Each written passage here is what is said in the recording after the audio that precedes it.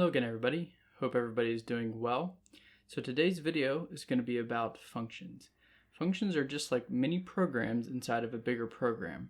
They provide a really nice way to organize the different functionality of your program into sections. And the three benefits of functions are: one, you can easier maintain your code, so you can narrow down where bugs are quicker.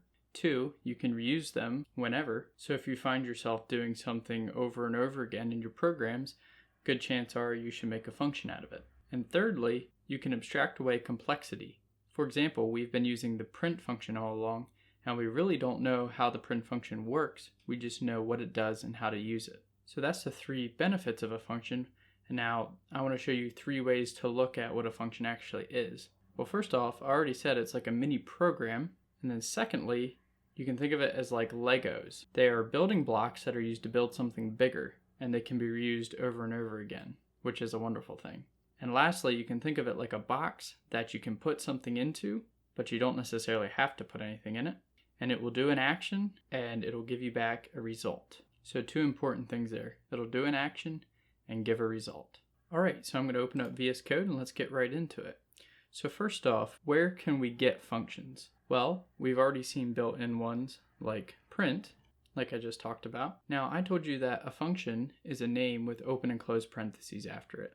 And that is true, but that's not the whole story. So without the parentheses, it's still a function. It just doesn't execute or run. And to prove that, I'll surround this print with a print that actually does run. And that'll show us, or it should show us, that it's a built-in Python function.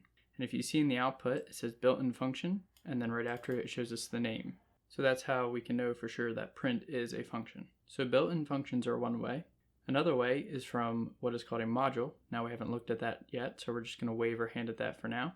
That's basically just using functions that other programmers have made that you're allowed to use, besides the built-in ones. And the third way, and the way we're going to look at today, is building your own functions. So how do we build a function? Well, it starts with the def keyword, and I believe it's short for define. So we're going to do def space the name of our function. So if we wanted to name our function print, we could type print, but print is already a function in Python, so it's not a good idea to use print again. I'm going to use display name for my function, and then you need your open and closed parentheses to define it. And you do need those parentheses, otherwise Python will throw an error. Then you need a colon to signify that a block of code is coming associated with this function. And now this is what's actually going to run when you call your function.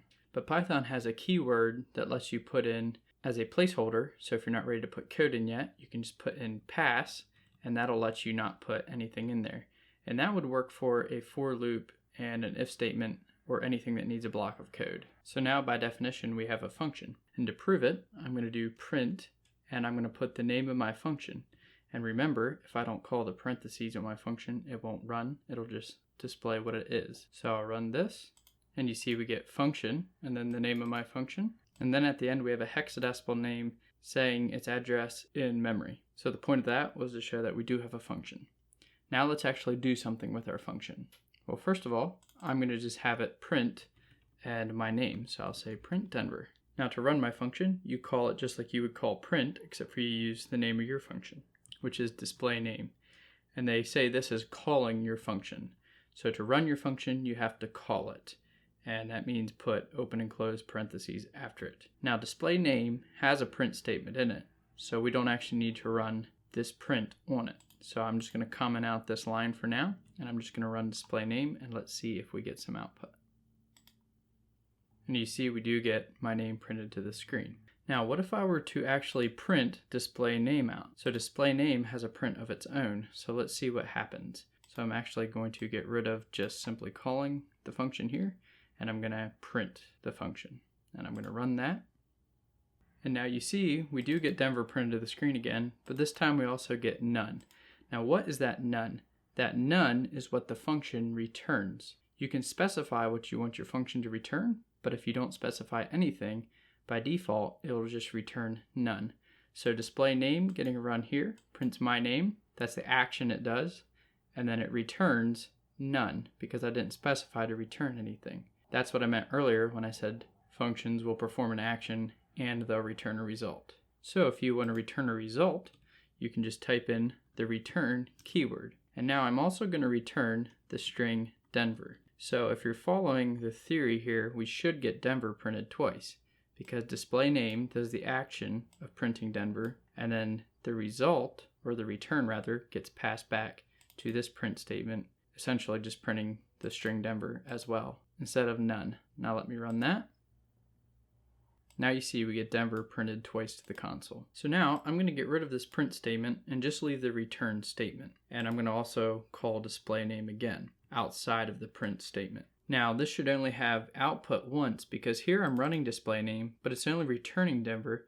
It's not printing it, so nothing should print out. But here I am printing it, so let's see if we get it. Sure enough, we get Denver printed one time to the screen. But what's powerful about this return value is I could now, instead of printing it, store it in a variable. So if I put name gets display name, now anywhere in my program, I could do anything. I could print name, or I could maybe even concatenate a string to it, like hello, and then I'll do plus name, and that should write a message saying hello to whatever name the display name function returns. And if I run that, let's see if we get hello Denver, and sure enough we do. So another important thing to note is notice how I'm calling display name twice. Once you have a function defined, you can call it as many times as you want. And once again, the definition of the function is up here, and the actual running of the function is down here when we just call the name with the open and close parentheses. Alright, let's look at a more useful way of using this return statement. So I'm going to take in what's called an argument.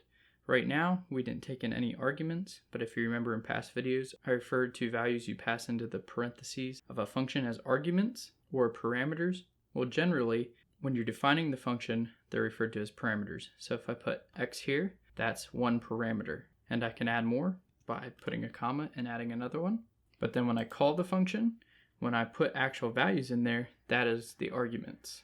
Now, a lot of people just use them interchangeable as parameters and arguments, but when you're defining a function, I like to call them parameters, and then when you're calling the function, I like to refer to them as arguments, because it can get a little confusing which is which. So now I'm going to get rid of these two arguments, and I'm going to go back to just one parameter. Now this parameter, I can do something with it inside my function. I could simply just print x, and then whatever I do in here, say I put a 5, it'll just print out 5, because up here I'm saying, hey, this takes an argument, or this takes a parameter, and here I'm saying this is the argument I'm going to pass to the function. So let me run this, and you see we get an error saying missing one required positional argument, because the first time I called the display name, I didn't give it any value, and now that we defined it to take in a parameter, we need to give it one. So I'm just going to get rid of this name, and that also means I have to get rid of this line because I'm using name on that line. And I'll run it again, and you see we do get 5 printed to the screen, and once again we get Denver as well because we're printing out the return value. Now let's create a list of characters. So I'm going to say characters, and I'm going to create a list. If you don't know what a list is, you can check out my video on lists, and I'm just going to put the characters of my name in here as separate strings. So DENVER.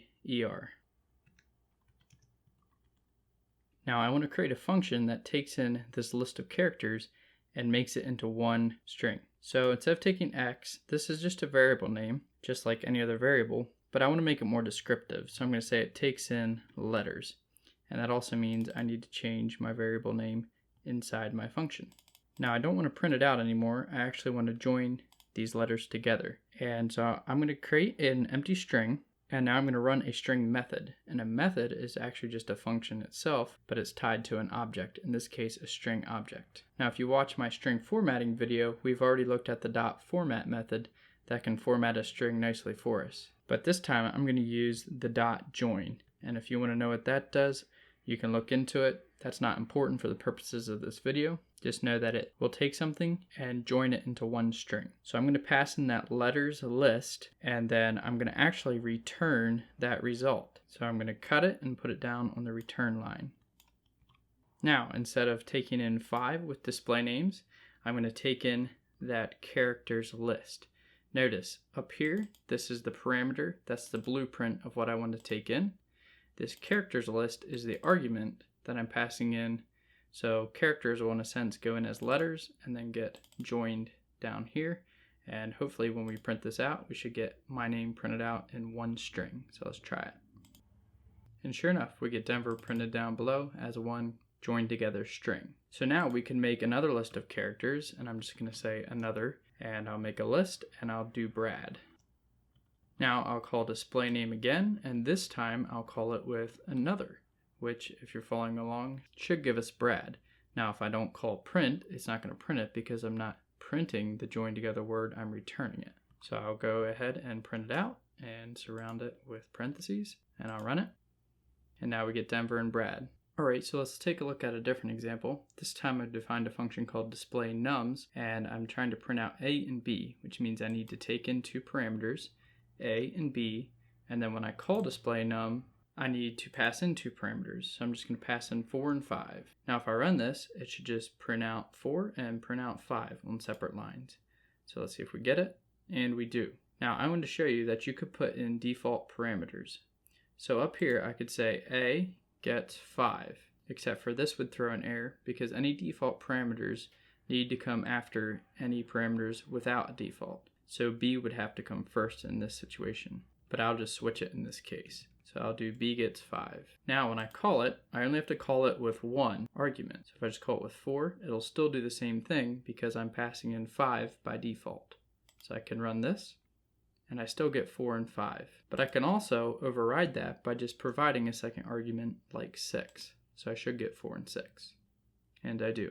The other thing you can do is if you don't remember what order of parameters it takes up here, you can actually specify when you're calling the function which argument you're giving where. So I could do B gets 4, call B first, and A gets 2, and now 2 will get printed out first because inside the function we're printing out A first, and then B will be 4. So let's try that.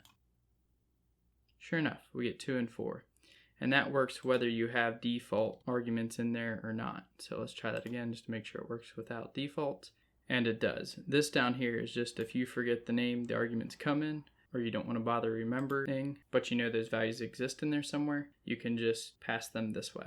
And notice I didn't have to print display nums because inside my function, I'm actually calling the print function. I'm not returning A and B, I'm just printing them. Alright, I wanted to address another misconception.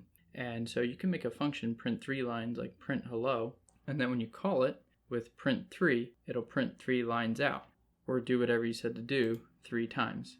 And here we see we get hello 3 times. Now it's tempting to think, well, what's the difference between a function and a loop? Well, a loop could do the same thing, and in fact you could even call a loop inside your function. But the biggest benefit you get from a function is you can call it then anywhere in your function, whereas a loop you would have to retype it out every time you wanted to use it.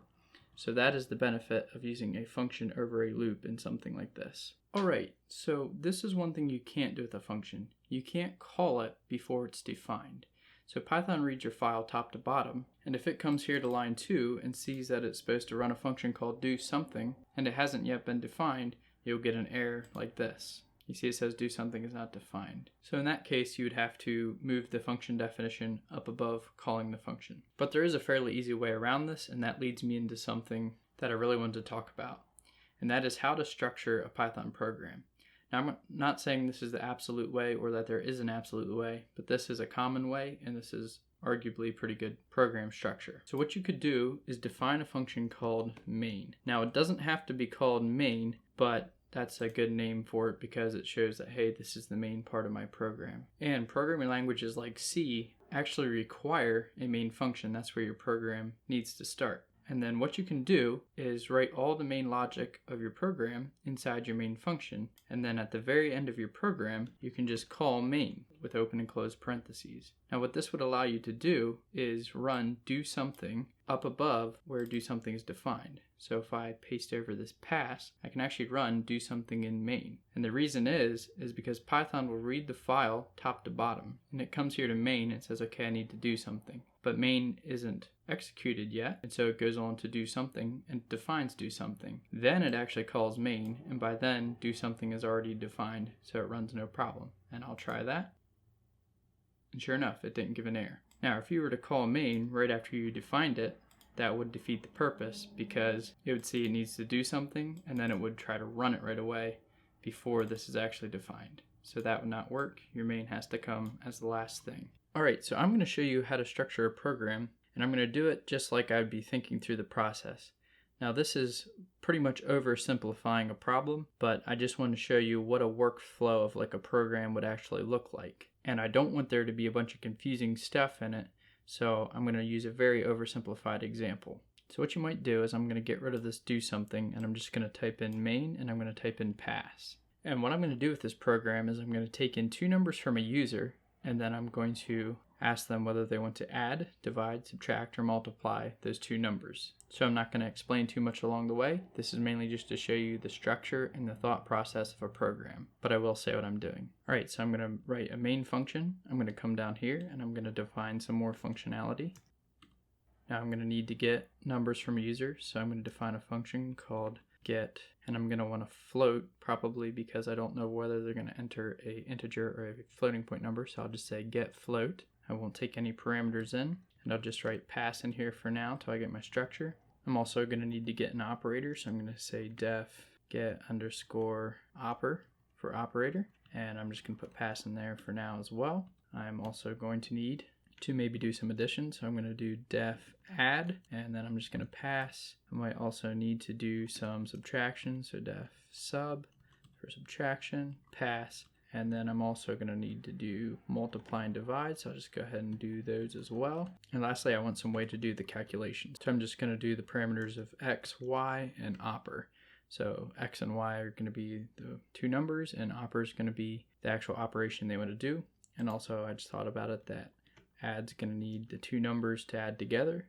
Same with sub, mult, and divide. So I'm just going to go ahead and do x and y's for them as well. And just note they could be anything you want them to be. Then I'm going to write pass in calc. And I'm also going to bring my main call up just a little higher so we can actually see it. And I'll write a comment behind it, run the program. Because if you don't call main, none of this will run. Alright, now I'm going to actually go in and start writing some code. So how might I actually get a float from the user? Well, I'm probably going to get some input, so I'm just going to do num gets input. And we know that input returns a string, so I'm just going to wrap that in float because I actually want a float. And if I'm using the getFloat function, I'm expecting a float as a return value. And then I'm just going to put an input message of enter number, colon, and a space just for nice formatting. Then I'm simply going to return that num. Next, get operator. I want to get an operator, so I'm just going to do oper get input. And this time I'm okay with the string, and I'll explain that in a second. Enter operator, and then inside my string I'm going to put the four operators I'm allowing. So plus, minus, divide, and multiply, close parentheses. Now notice those parentheses are inside the string, so they're simply aesthetics.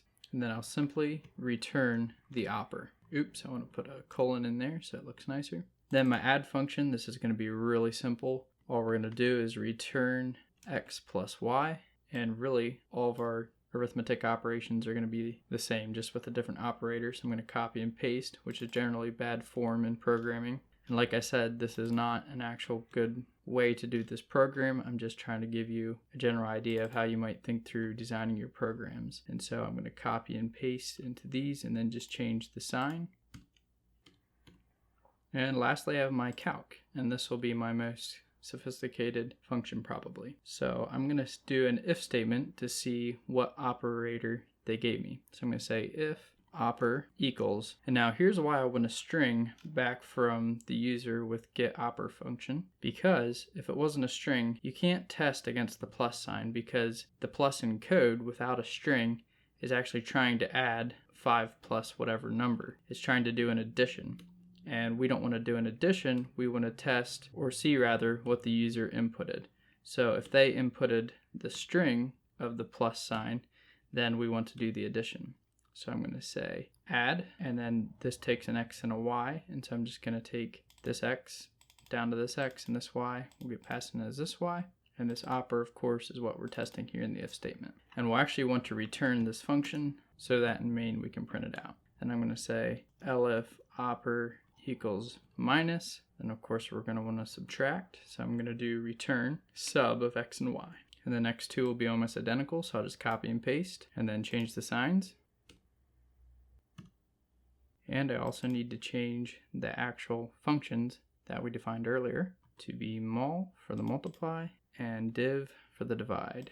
And then if none of those were what the user entered, you might want to put an else clause in and return invalid input shutting down or something like that. Now that should be all the functionality we need to get our program running. I'm going to pull the terminal down so you can see more. Now up here in our main, we're going to actually write the main flow of our program. So what I'm going to do is just print a greeting to the user. I'm going to say print, and I need to type that right. I'm going to say restarting calculator.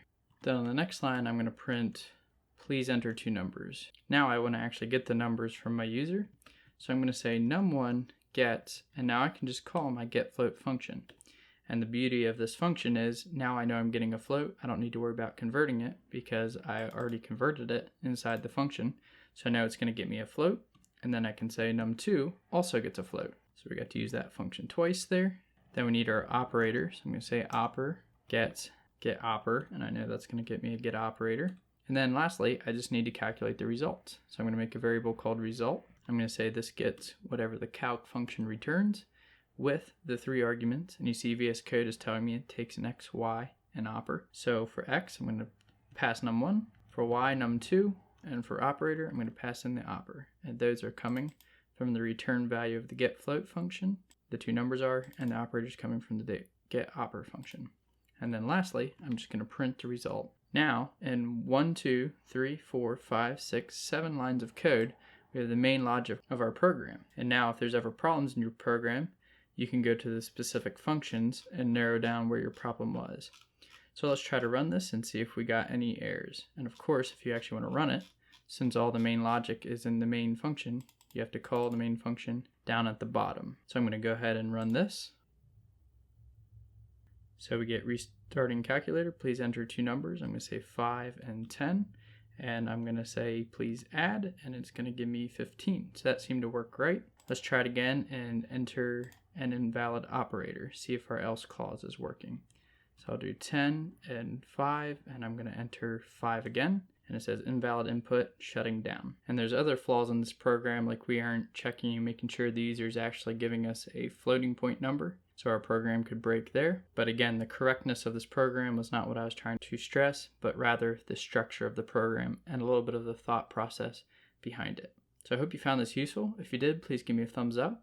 Also, you can consider contributing on Patreon if you have the means. I have more videos coming like this in the near future, so consider subscribing if you're not already. And I hope to see you all in the next video.